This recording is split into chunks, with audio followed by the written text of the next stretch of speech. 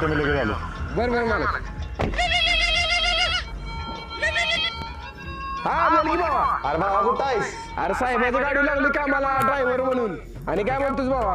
अरे भावा लय दिवस ट्रिप नाही काढलेली. ट्रिपला जाऊया की. तू सुट्टी टाक म्हणजे झालं. मालक आलावी जाऊ दे काय काय नाही बघ बाबा. मालक आला आता जायचं.